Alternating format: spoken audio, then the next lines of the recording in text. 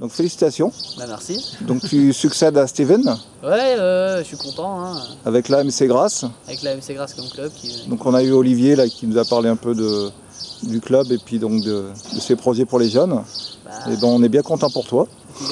C'est surtout grâce à eux quoi. J'ai eu tout ce qui est financier. Il a quand même pris en compte. Sinon j'aurais pas pu partir au Japon tout ça. Donc il m'a vraiment aidé et donc grâce à lui ça a été possible quoi. Il me fait beaucoup pour moi, il fait beaucoup pour tout le monde, donc je tiens à le remercier particulièrement.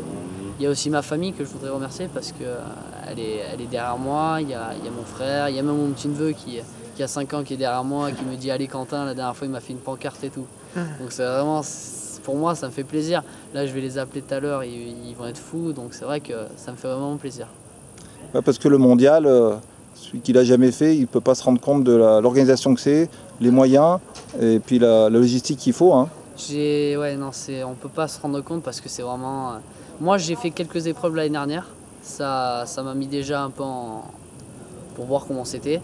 Et j'ai vu que s'il n'y avait pas les moyens, si on ne simplifiait pas à fond, si on n'avait pas envie, ça ne servait à rien.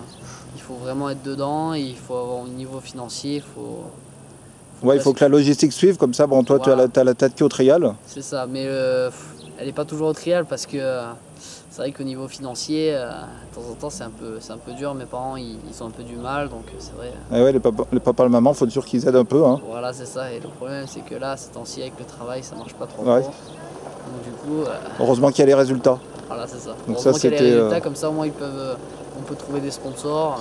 D'ailleurs, je suis toujours à la recherche de sponsors. Ouais.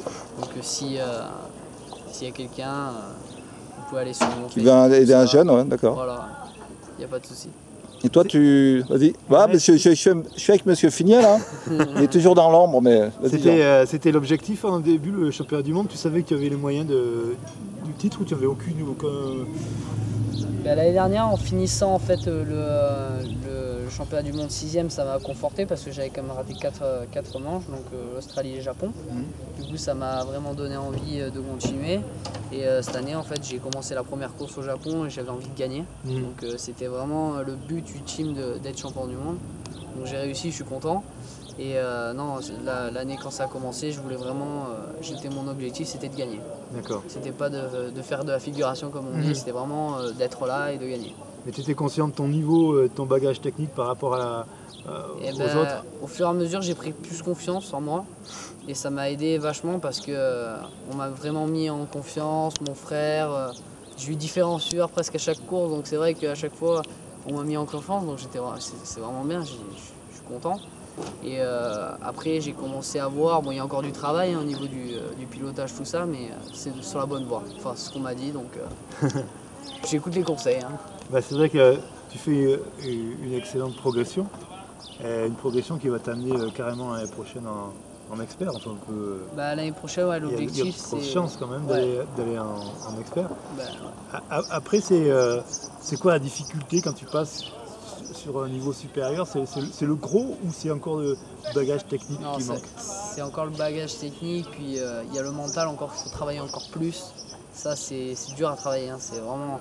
Moi avant, il y a 2-3 ans, jamais j'aurais tenu la pression comme j'ai tenu aujourd'hui. D'accord. Parce que c'est quand même pas facile de tenir, de se dire, et derrière ils se font des 0, toi tu fais un 1. Tu te dis, si t'en lâches encore un, c'est mort.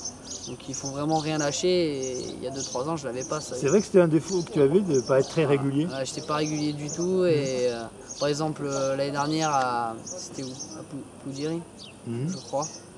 Non, oui, je crois bien. C'était l'année dernière à Ploudiri. Oui, oui. J'avais fait une place de 12e, et puis mon frère il m'avait remotivé, il m'avait remis dedans et j'avais fait premier. Mais j'avais pas eu le mental, j'avais fait un 5, ça m'avait redescendu en bas. Donc du coup... Le trial, c'est souvent dans la tête. Hein. Voilà, faut déjà... Si on se dit ça passe pas, ça passera pas. Ouais. Il faut toujours se dire que les zones elles sont jamais impossibles. Il faut rouler au maximum de son potentiel en fait. Donc tu as fait un gros travail sur ton mental. Voilà. Et physiquement, comment tu t'entraînes? Tu fais tous les jours de la musculation ou tu... Non, alors, parce que je suis quand même encore en croissance, donc j'essaie d'éviter, parce que c'est pas bon quand même pour le dos.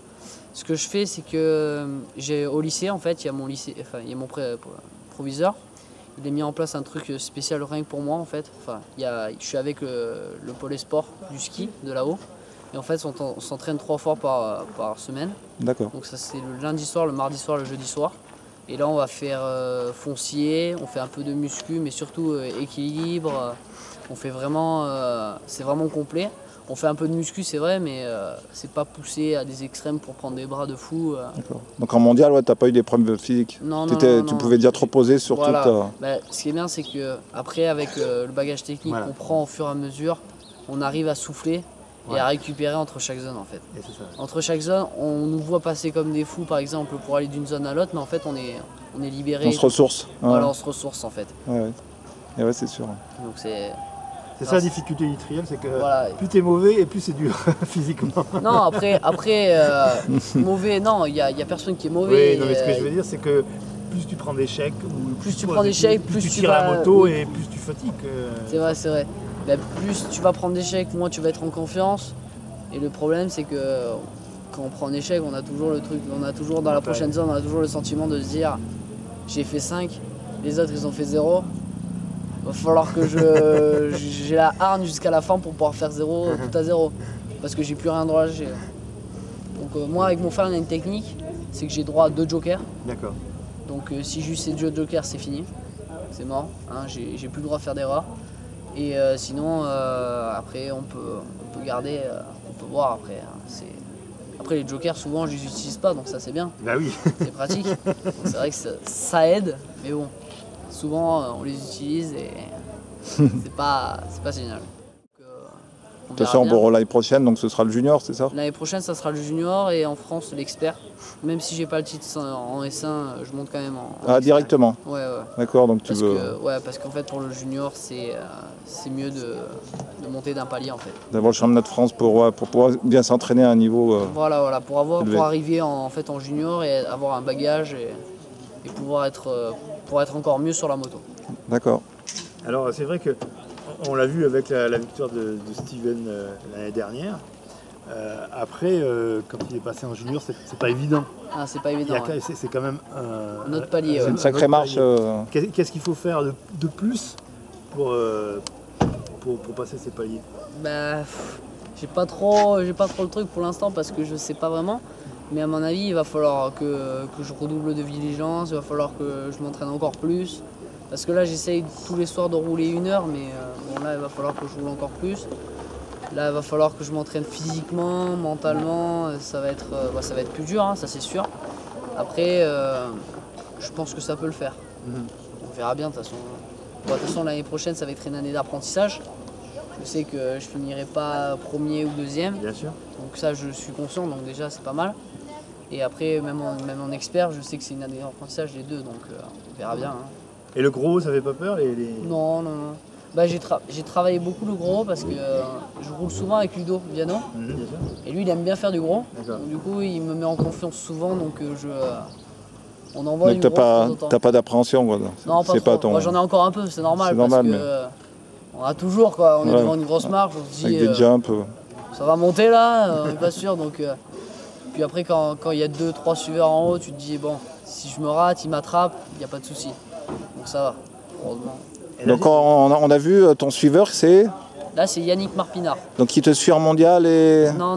Alors en mondial, en fait, j'ai eu plusieurs suiveurs. J'ai eu mon frère, j'ai eu Oliver Roper, un qui vient de chez moi, donc un très gentil. Il était très gentil. Puis je m'entends super bien avec. Il y avait Daniel Olivier aussi qui m'a suivi quand même. Eh oui, aux US, il nous a dit. Ouais. Aux US et en Angleterre, il m'a suivi. Eh ouais. Donc c'est quand même pas facile, il a quand même 70 ans. Il est bon suiveur, sacré, il place bien. Il donne vraiment de bons conseils. Ouais. Puis pour le 125, c'est parfait parce qu'il a le truc de regarder la bonne trace. Il a le vécu quand même, il a vu beaucoup de champions, il a vu beaucoup de championnats. Ça n'a rien à voir. Hein. Donc c'est vrai que ses conseils sont toujours bons. Donc c'est vrai que... Après, ouais, mais il nous a dit que c'était fatigant quand même. Ouais. Ah oui, bah c'est normal. Hein. Après, faut courir et tout. C'est vrai que... Encore en 125, ça va parce qu'il n'y a pas vraiment beaucoup d'assure. Voilà. Il y a vraiment juste de la confiance et porter un sac à dos. Mais bon, déjà, même porter un sac à dos et mettre en confiance, toute déjà, une journée, ça épuise le moral, hein, ça je peux le dire. Hein. Coup, et alors là, on parlait cylindré. Et là, j'ai cru comprendre que tu roulais en 250. Là, je roule en Alors pourquoi la 250 plutôt qu'un 300? Alors j'ai essayé le 300 et le 300 ça me tirait les bras. Donc j'avais pas encore le physique. Donc là cet hiver je vais tout faire pour avoir le physique du 300. Et le 2,5 ils m'ont fait un... Beta en fait m'a fait une préparation. D'accord.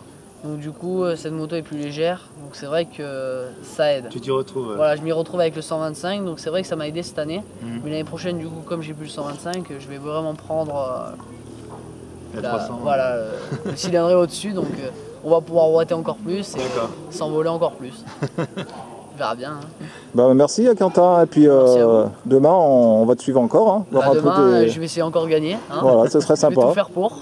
On a vu, déjà tu as eu la coupe. Ouais, j'ai déjà eu la coupe, mais bon, on va encore faire pour demain. Bye, ciao. Bonne soirée. Merci au revoir.